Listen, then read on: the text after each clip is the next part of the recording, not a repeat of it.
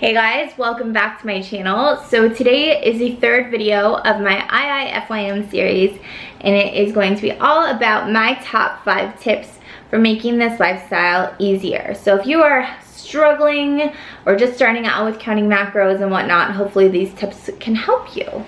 My first tip is to plan ahead. I have so many clients who come to me and they say, Brianna, you know, I'm so under on protein at the end of the night and I'm over on carbs and fat. What do I do? And the one thing that I tell them is you have to plan ahead.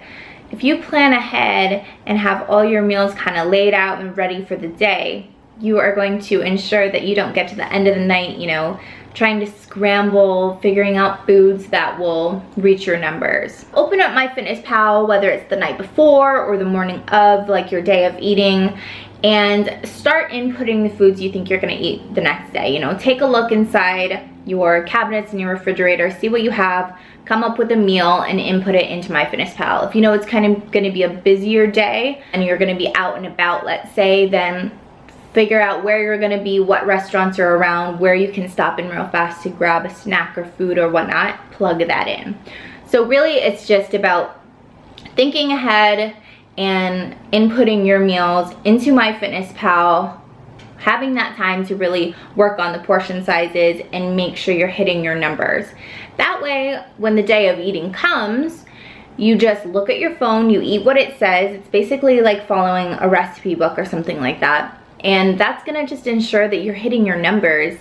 You're not gonna get to the end of the night and have that problem of, you know, lacking something or being over on something. So planning ahead is going to make your life so much easier. You know, not everything always goes according to plan. Maybe you realize, oh shit, my chicken's expired. Now I can't eat it, so what do I do? You know, at least at that point you can see what chicken has in it. It's mostly protein, and you can replace it with something else that's similar, like fish or egg whites or something like that. So even though things don't always go according to plan, at least you have a good idea of what you can replace something with. My second tip is to input your treats first into MyFitnessPal. So if you know, you're gonna be near a cupcake shop and you're gonna really want one of those cupcakes, then input that cupcake into MyFitnessPal.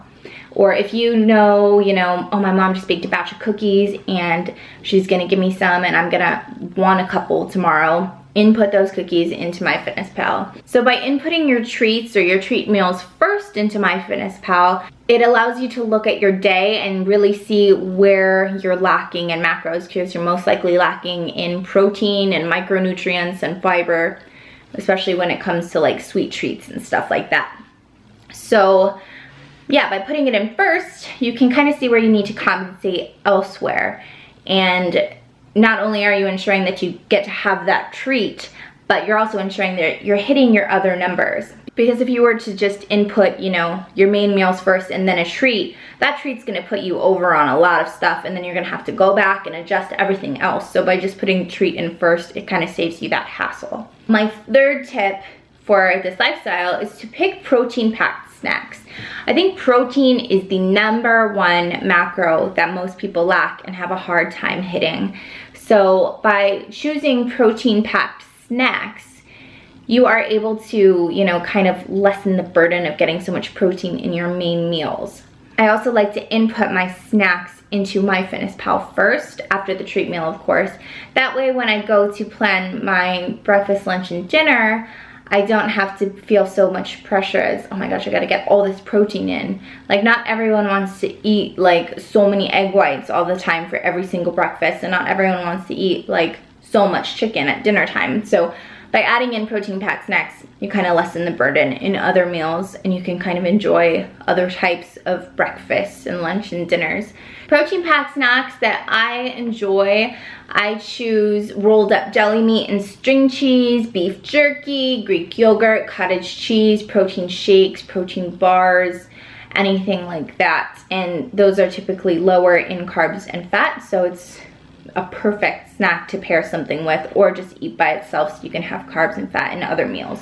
So my fourth tip is to play around with portions and serving sizes. Just because it says a certain serving size on the carton or a portion size, on the nutrition label, doesn't mean you have to follow that whatsoever. I think a lot of people just you know, scan in a food and they're like, oh, that's how much I have to eat of that certain meal. But that's not how it is. You just have to practice and you have to play around with your portions. You know, you can have half a serving, or you can have a quarter of a serving. You know, you don't have to have the whole thing, or you can have double the serving. Just play around with that and you're gonna see that it makes it so much easier to hit your numbers. This is also gonna teach you so much about serving sizes, portion sizes, what's in what, and I think that's very, very beneficial for the long term, not just for this diet, but just really learning the nutritional values of everything and what an actual serving size is. And that's where a food scale comes into play. I have learned so much by using my food scale and figuring out the different portions. It's taught me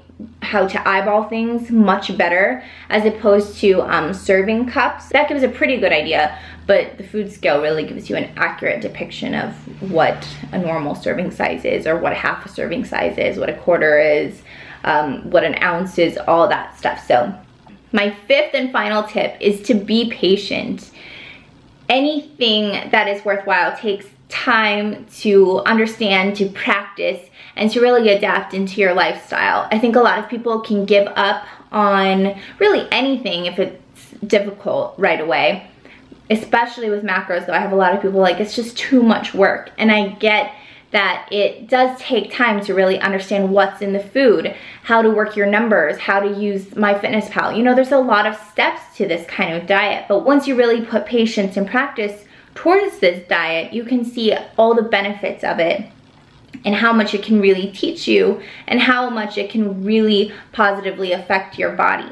So please be patient, you know, with anything you're doing. It doesn't have to just be this. Be patient, give it a couple weeks, and really give it your all. Follow these tips, and hopefully it makes it easier on you guys. So that is the conclusion of this video. I hope you guys enjoyed it, and I will see you next time.